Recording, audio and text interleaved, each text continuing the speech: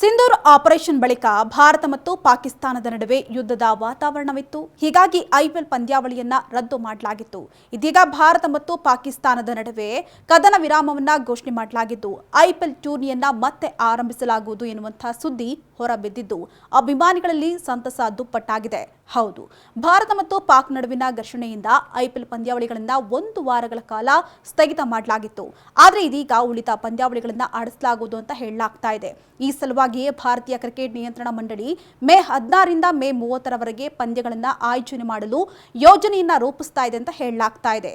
ಈ ಅವಧಿಯಲ್ಲಿ ಉಳಿದ 16 ಪಂದ್ಯಗಳನ್ನು ದಕ್ಷಿಣ ಭಾರತದ ನಗರಗಳಾದ ಬೆಂಗಳೂರು, ಚೆನ್ನೈ ಹಾಗೂ ಹೈದರಾಬಾದ್ನ ಪ್ರತಿಷ್ಠಿತ ಕ್ರಿಕೆಟ್ ಸ್ಟೇಡಿಯಂಗಳಲ್ಲಿ ನಡೆಸಲಾಗುವುದು ಅಂತ ಬಿಸಿಸಿಐ ಹೇಳಿದೆ. ಈ ಕುರಿತಾಗಿ ಇಂದು ಸಂಜೆ ಒಳಗೆ ಹೊಸ ವೇಳಾಪಟ್ಟಿಯ ಕುರಿತು ಐಪಿಎಲ್ ಫ್ರಾಂಚೈಸಿಗಳಿಗೆ ಮಾಹಿತಿಯನ್ನು ನೀಡಲಾಗುತ್ತಂತೆ. ಉಳಿದ ಎಲ್ಲಾ ಪಂದ್ಯಗಳನ್ನು ಆಡಿಸಲು 2 ವಾರಗಳು ಬೇಕಾಗುವಂತಹ ಸಾಧ್ಯತೆ ಇದೆ. ಇದರಿಂದ ಡಬಲ್ ಹೆಡರ್ ಪಂದ್ಯಗಳನ್ನು ಹೆಚ್ಚು ಆಯೋಜಿಸಲು ಪ್ಲಾನ್ ಮಾಡಲಾಗ್ತಾ ಇದೆ ಅಂತ ಬಿಸಿಸಿಐ ಹೇಳಿದೆ.